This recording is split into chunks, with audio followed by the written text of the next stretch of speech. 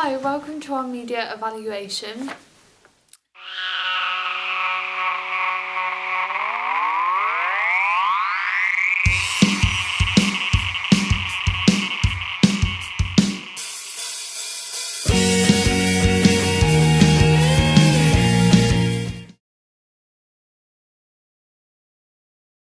So we wanted our music video to remain its unique value whilst at the same time following the conventions of an alternative rock music video. Target audience is the mid to late teens, the kind of teens known as young alts or skaters. These are the kinds of people that want to escape from the typical mainstream videos, and alternative rock has gathered a lot of history due to its rejection of the commercialism of mainstream cultures.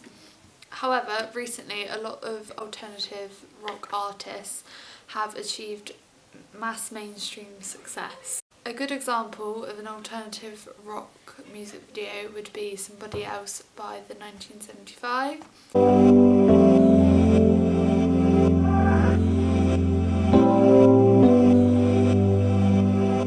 A convention of alternative video that we developed throughout the production of our music video was the missing scene.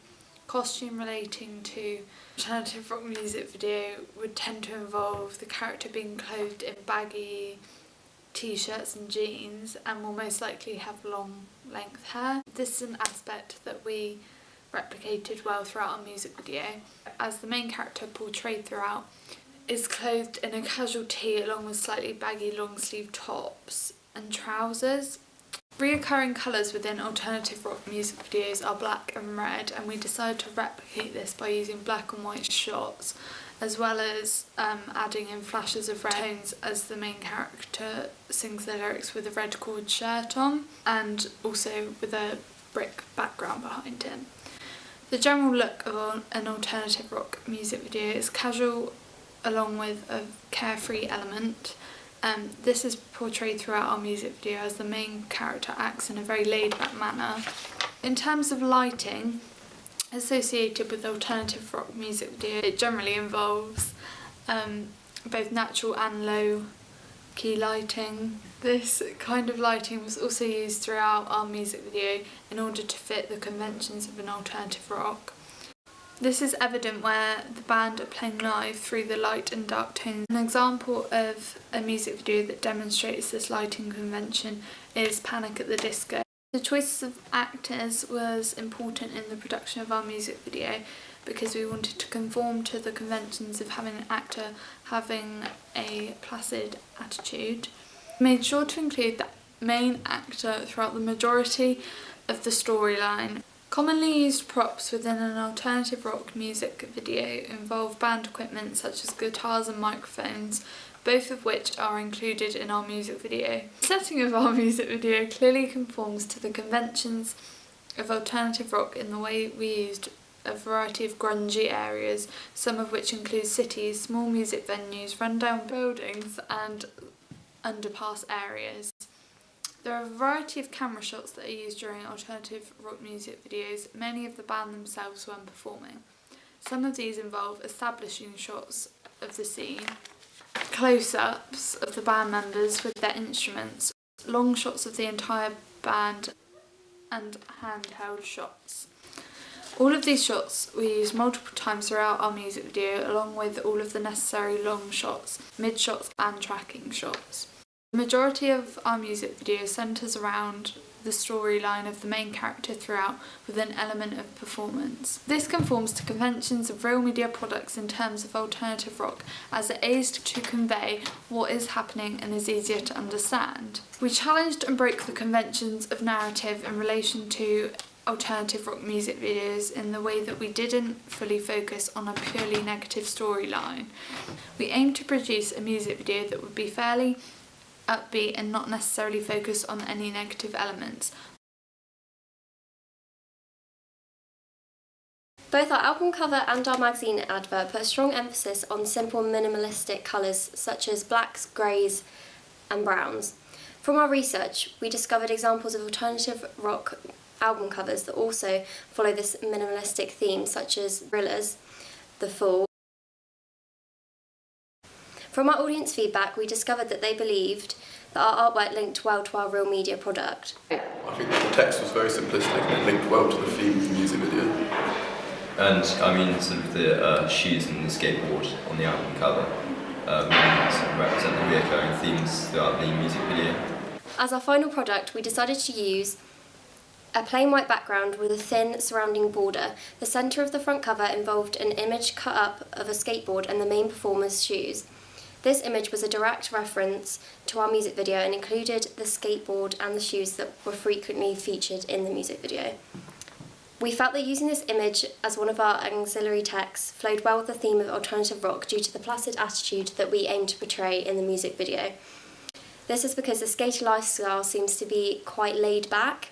In order to give a more unique feel to our album cover, we decided to split up the image up into strips to give it more of a visual interest to a viewer. The use of the skateboard and the male performer being used for both of the ancillary texts links well to the name of our song, Boys, Girls, Toys and Words. The boy being the male in the shoes and the toy being the skateboard. Our magazine advert will be printed at an A4 size, including the same image on the front as the album cover.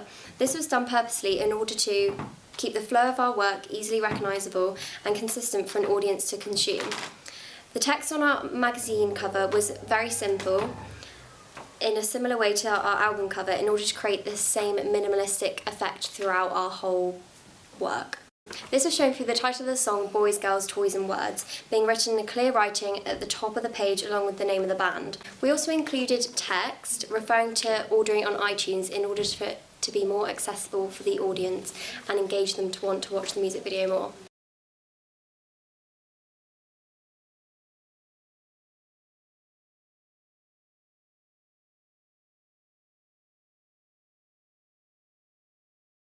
In order to get our music video out to an audience, we decided to upload it onto YouTube. Through every view, it enables our video to become more recognised. We decided to interview a variety of different people within our target range audience and found out their opinions on our music video. The answers to these questions show that we were successful in conforming to the conventions of a real alternative rock music video. Some of our peers said,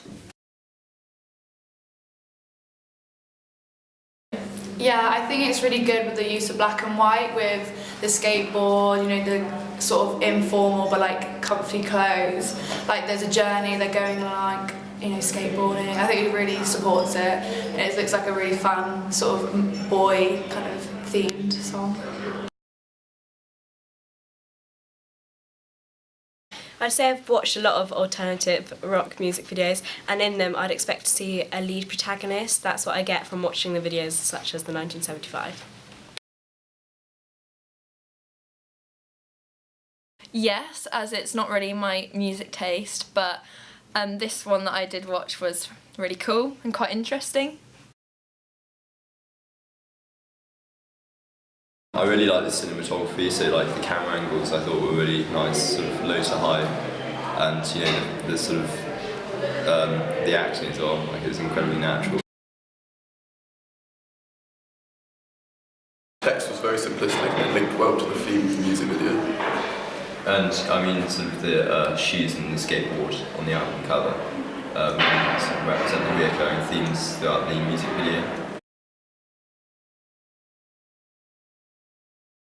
So initially we used YouTube as the main platform in order to research and decide on the genre of alternative rock.